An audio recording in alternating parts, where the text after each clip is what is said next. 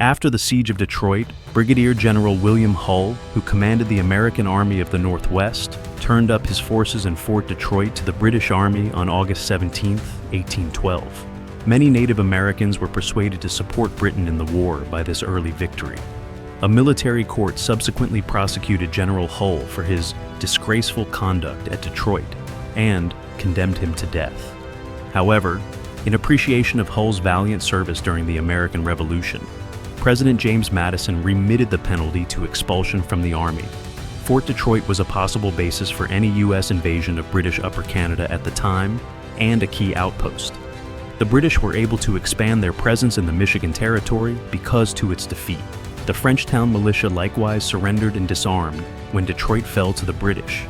The people of Frenchtown, which was just 35 miles, 56 kilometers, south of Fort Detroit, were unable to stop the British and Native Americans, who were now practically at their door.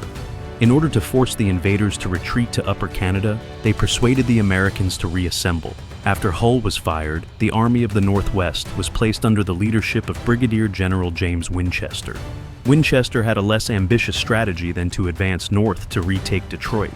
Major General William Henry Harrison was granted the command as a result of his subsequent unpopularity. Second-in-command Winchester was kept on board. When Harrison assumed command, his initial strategy was to march his troops north and retake Detroit. He separated the troops into two columns in order to do this. Winchester would head one column, while Harrison would lead the other. In the meantime, Colonel Henry Procter, who was in charge of the British Army in the Detroit area, gathered all of the British forces that were at his disposal with the help of around 500 Shawnee warriors headed by Tecumseh. Tecumseh was there when the conflict in Frenchtown took place, but he did not take part and departed before the slaughter. The Army of the Northwest's second-in-command, James Winchester, commanded a column of about 1,000 inexperienced regulars and volunteers, the most of whom were from Kentucky. He was instructed by Major General William Henry Harrison to stay within supporting range of Harrison's column close to the Maumee River, which is located in what is now Perrysburg, Ohio, approximately 30 miles, 48 kilometers south of Frenchtown. Rather than following his orders, Winchester ordered a small relief unit north down the River Raisin to Frenchtown. These troops were escorted by Lieutenant Colonel William Lewis to the River Raisin over the shores of Lake Erie and across the frozen Maumee River. 666 Kentuckians and around 100 local French-speaking Michigan militiamen made up his troop. Lewis charged over the frozen River Raisin on January 18, 1813, to attack the British and Indian camp, which was made up of perhaps 200 Potawatomi and 63 Essex militiamen with a 3-pounder gun. After a fierce conflict, the British and their allies were forced to flee by the Americans. With the help of the Indians' firepower, the Canadians repeatedly attacked the American lines. Log after log, the Canadians and natives engaged in intermittent battle for several hours until Lewis took back Frenchtown. The Essex militia, according to Reynolds' brother, fought most bravely, retired slowly from log to log. One of the rare instances throughout the war when Canadian militia held firm without the support of British regulars was the skirmish. According to his memoirs, Kentucky rifleman William Atherton attests to the Essex men's and the locals' prowess in bush combat, writing that, "The fight now became very close and extremely hot. I received a wound in my right shoulder." Atherton saw two of his fellow riflemen advance too far in the seconds before he was struck. One died and the other was injured. Their method was to retreat rapidly until they were out of sight, which was soon the case in the brushy woods. And while we were advancing, they were preparing to give us another fire, so we were generally under the necessity of firing upon them as they were retreating. Atherton wrote of Ebenezer Reynolds's and his Canadians' tactics. Similar memories were shared by another soldier from Kentucky. As we advanced, they were firing themselves behind logs, trees, etc., to the best advantage. Frenchtown was left to the Kentuckians after the Canadians and Indigenous withdrew over 2 miles of woods in a protracted, violent, and exhausting withdrawal. Later on, this conflict would be referred to as the First Battle of the River Raisin. The Potawatomi attacked Sandy Creek, a little community established in 1780, around 2 miles, 3.2 kilometers, north of the River Raisin, while they were fleeing Frenchtown. At least 2 residents of the settlement were slaughtered by the Indians, who also set fire to all 16 of the dwellings. Sandy Creek was never reconstructed once it was abandoned. 2 days later, on January 20th, 1813, U.S. Brigadier General James Winchester and his remaining forces met with Colonel Lewis after Frenchtown was recaptured. Although Winchester had not been given instructions, Lewis's achievement delighted General William Henry Harrison. Harrison, however, feared that Winchester's little army may be overwhelmed by the combined British forces. 3 companies of the 17th U.S. Infantry and 1 company of the 19th U.S. Infantry were among the other soldiers he ordered to relocate to Frenchtown. To tell Winchester to hold the ground and get ready for more fighting, he dispatched a message. The majority of Winchester's troops lacked training and experience, and the First Battle of the River Raisin was their first encounter with battle. It turned out that Winchester had not planned well. He hadn't made sure that supplies from the Maumee River, including ammunition, were transported forward. The regulars of the 17th and 19th U.S. Infantry were encamped outside the town's fortifications, and the barrier around it had not been reinforced. Locals told Winchester that a sizable British army was approaching Frenchtown a few days after the initial conflict. They warned that it would be some days before the British would be ready to do anything, but Winchester disregarded their advice. His soldiers were encamped all throughout Frenchtown. Winchester retreated to his headquarters at the Navarre House south of the town for the night, without making sure that pickets and sentries had been set up. Colonel, later British Brigadier General, Henry Procter, who commanded the British forces surrounding Detroit, marched with his men from Fort Malden and crossed the Detroit River into Upper Canada to invade Michigan with force after learning that the Americans had retaken Frenchtown. About 800 Indians joined his army, which included 597 regulars from the 41st Regiment of Foot and Royal Newfoundland Fencibles. Following their first loss on January 18th, this army regrouped with parts of the Essex militia. Tecumseh, the Shawnee chief, was nearby but did not attend the Battle of Frenchtown. Roundhead and Walk in the Water, 2 Wyandot leaders, were given charge of the Native Americans by him.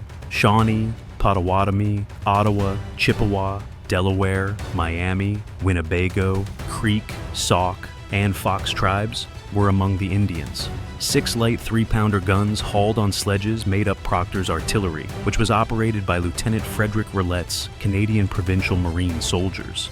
On January 21st, Procter stopped around 5 miles, 8.0 kilometers, north of the River Raisin in order to be ready for combat. On January 22nd, Procter ambushed the American soldiers just before dawn. After marching with the 41st Regiment of Foot, Canadian volunteer John Richardson wrote, "On the 22nd, before daybreak, came within sight of the enemy. Such was their security and negligence that our line was actually half formed within musket shot of their defenses before they were even aware of our presence." Only 20 minutes did the American regulars hold their footing. Mostly green recruits, these 4 infantry battalions were trapped in the open. They had to deal with strong musket volleys in front of them, as well as direct round shot and canister fire from the 6 3-pounders and the Essex militia and Indians on either side. When the regulars broke, they fled. The artillery fire roused General Winchester, who hurried to the battlefield and ordered 240 soldiers from Colonel John Allen's 1st Kentucky Rifle Regiment to reinforce the regulars. Allen's soldiers were unable to get to them. The Americans fled in a furious retreat into Ohio, under fire from all sides. After 3 unsuccessful rallies, they were finally encircled on a little road. During the departure, 147 soldiers, including Winchester, were taken prisoner by the Indians and Canadian troops, and about 220 of the 400 Americans had been murdered, many of them shot, tomahawked, and scalped. Winchester was caught in his nightshirt, according to a tale, when Chief Roundhead stripped him of his uniform before handing him over to the British. The surviving Americans were dispersed and unable to engage in combat. John Allen, a colonel in the 17th, was slain and scalped. The Indians had tomahawked dozens of people who had surrendered by laying down their weapons. The majority of the men from the other units who attempted to escape were slain. Some managed to get away by only taking off their shoes and fleeing in their stockings, which created moccasin-like tracks in the snow. They were not followed as a result. In order to drive any British soldiers from their refuge, William Orlando Butler burned a big barn that was held by British forces on fire. However, the 1st Volunteers and the 1st and 5th Kentucky Rifle Regiments held their ground in Frenchtown. They had managed to do a significant damage on the British cannon, losing 5 men dead and 40 wounded.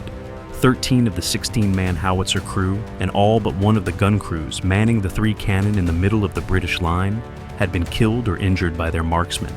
They had defeated several infantrymen as well. But now that they had repelled 3 British attacks, they were finally running low on ammunition. Winchester was ordered to command the surrender of his surviving forces by General Procter. Otherwise, Frenchtown would burn and everyone would be slaughtered. Since Winchester was already his prisoner, Procter rejected Winchester's counter-proposals and insisted on an absolute surrender, with the assurance that everyone would be safeguarded as POWs. Major George Madison, a U.S. commander still serving in combat, convinced Procter to accept a surrender. The Kentucky riflemen believed the British were calling for a truce when they waved a white flag. Rather, a British officer gave them a signed surrender order from General Winchester. Instead of putting their confidence in the Potawatomi, they chose to battle to the death. 3 more hours of combat later, Major Madison formally declared capitulation. The Potawatomi resisted Procter's repeated attempts to get the Native Americans to set Frenchtown on fire. They didn't want to hurt the settlers anymore after giving them the land. Fearing that their captors would kill them, several Kentuckians quarreled with their superiors right after the American surrender, stating that they would rather die on the field than surrender. Still, as soon as they surrendered, the combat stopped. It is estimated that at least 300 Americans were slain, and more than 500 were captured. After learning of Winchester's loss, Procter decided to make a quick withdrawal in case General Harrison sent additional soldiers. He marched the captives who were not hurt north and across the frozen Detroit River to Fort Malden, leaving the wounded prisoners who were unable to walk behind in Frenchtown. Procter was concerned that further American forces were arriving from the south, but he could have waited another day for sleds to come to move the injured captives. The Native Americans plundered the wounded Americans in Frenchtown early on January 23rd. Those inmates who were unable to walk were executed. Those who could were marched in the direction of Fort Malden. The structures housing the injured were subsequently burned by the Native Americans. The Potawatomi executed any inmates who were unable to keep up as they marched north toward Detroit. As one survivor described it, the road was for miles strewed with the mangled bodies. The number of injured slain by Indians is said to be somewhere between 30 to 100. Those soldiers and citizens able to walk were marched off towards Malden, said Medard Labadie, a resident of the River Raisin neighborhood, in his transcribed evidence submitted to the U.S. House of Representatives. Between 60 and 80 injured people were left in 2 homes without any British officers or soldiers to care for them, nor any friends or doctors to help them. 10 or so Indians stayed behind as the British had the upper hand. The next day, however, about 50 Indians returned, and between 9 and 10 o'clock a.m. commenced killing the wounded, then set fire to the houses that the wounded were in. When Private Blythe was pleading for mercy, an Indian more savage than the others stepped up behind him, tomahawked, stripped, and scalped him, according to surgeon's mate Gustavus Bauer's deposition. I saw the Indians take off several prisoners whom I later saw in the road, in a most mangled condition, and entirely stripped of their clothing, Bauer said. Bauer said, at Sandy Creek, almost 3 miles from the conflict, the Indians stopped some of their prisoners as they were traveling and were cooking and eating when an Indian approached a man named Mr. Searles. The Indian suggested trading moccasins, and it was quickly completed. After exchanging hats, the Indian asked General Harrison how many troops he had with him, while also referring to Searles as a Washington or Madison. Then the Indian brandished his tomahawk and slashed him across the shoulder, slicing into the body cavity. After seizing the tomahawk and seemingly resisting, Searles closed his eyes and took the vicious blow that ended his life after I informed him that it was unavoidable. After the deadly hit on my blanket, I was close enough to him to get the blood and brains. Shortly after Searles' passing, I witnessed 3 other people suffer the same fate.